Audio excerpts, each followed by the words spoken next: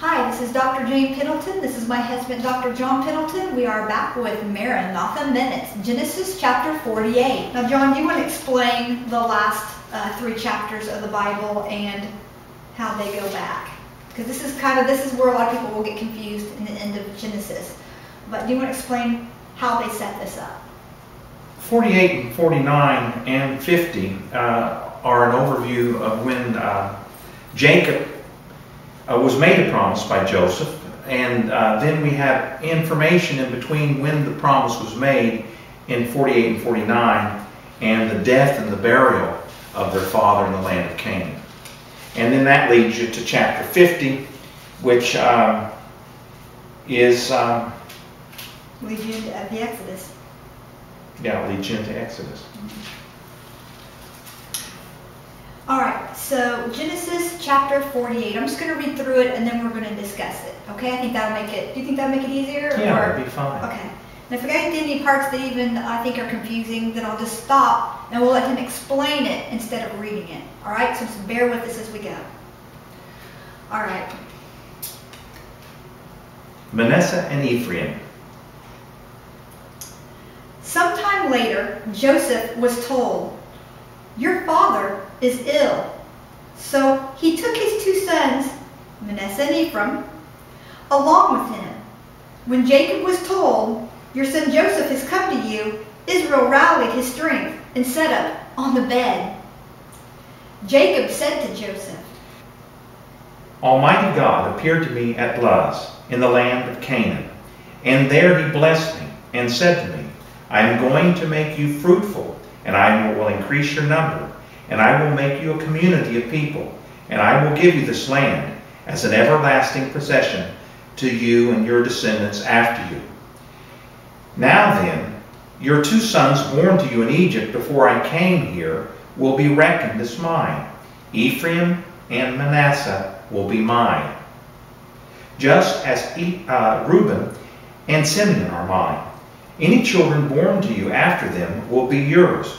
In the territory they inherit, they will be reckoned under the names of their brothers. As I was returning from Padan, to my sorrow Rachel died in the land of Canaan, while we were still on the way, a little distance from Ephrath. So I buried her there beside the road of Ephrath, that is Bethlehem. When Israel saw the sons of Joseph, he asked, remember Israel here is Jacob. Who are these? Yeah, who are these? They are the sons God has given me, Joseph said to his father. He's showing him his Egyptian sons from his Egyptian wife. Then Israel said, Bring them to me so that I may bless them. Now Israel's eyes were failing because of old age, and he could hardly see. So Joseph brought his sons close to him, and his father kissed them and embraced them.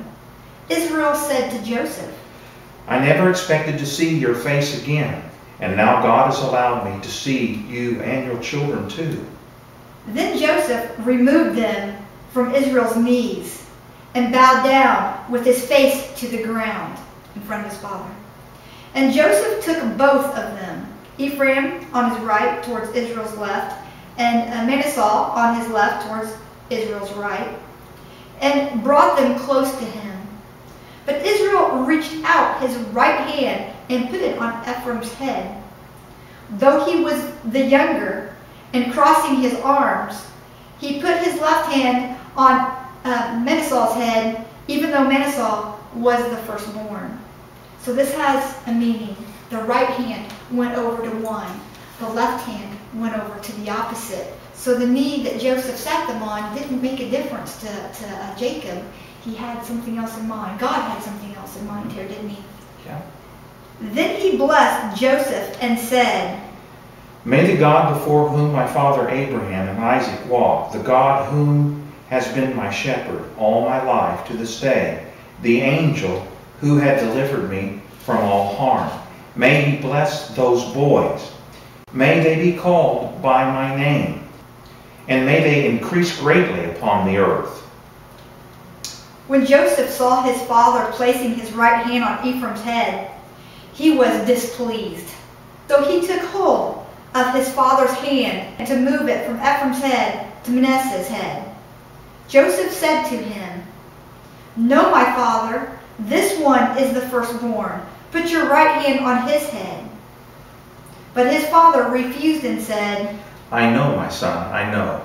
He too will be a people, and he too will become great. Nevertheless, his younger brother will be greater than he, and his descendants will be a group of nations."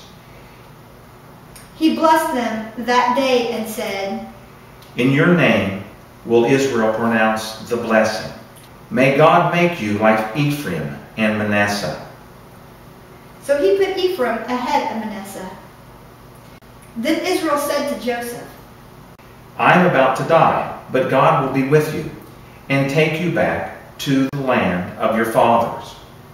And you, as one who is over your brothers, I give the ridge of land I took from the Amorites with the sword and my bow." And that takes us to 49 in Genesis. All right, so let's discuss this. You have the adoption of the children from Joseph into the tribes of Israel. So when you reckon the 12 tribes of Israel, they weren't all directly fathered by Israel himself, but there was an adoption ceremony going on here. I mean, all of them had wives from different communities and things, but in reference to what was going on here, it was more of a bringing into the nation of Israel as a better promise, the sons of Joseph that was sold into slavery. When you see the children of Israel going into captivity here in Egypt, you see almost a representation of the death of Christ, but a promise of restoration of Christ in the resurrection, that he would bring his people out of Egypt into the land flowing with milk and honey. So I hope that you gained some knowledge from this, and that you subscribe to our channel, and that you are subscribed, and that you're following along with us. Riddle us with questions, pepper us with questions. We love to hear from our viewers, from our fans. Write us. You can private message us. We just want you to join along with us, and we have many other videos. John's book will be coming out here in a month or two.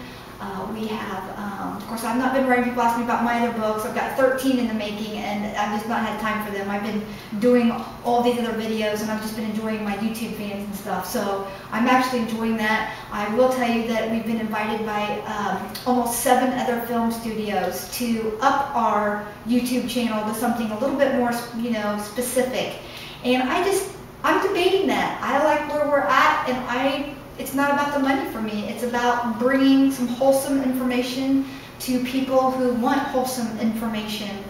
People who want information on homesteading, Christ, prepping, just all the seed saving, gardening, greenhouse.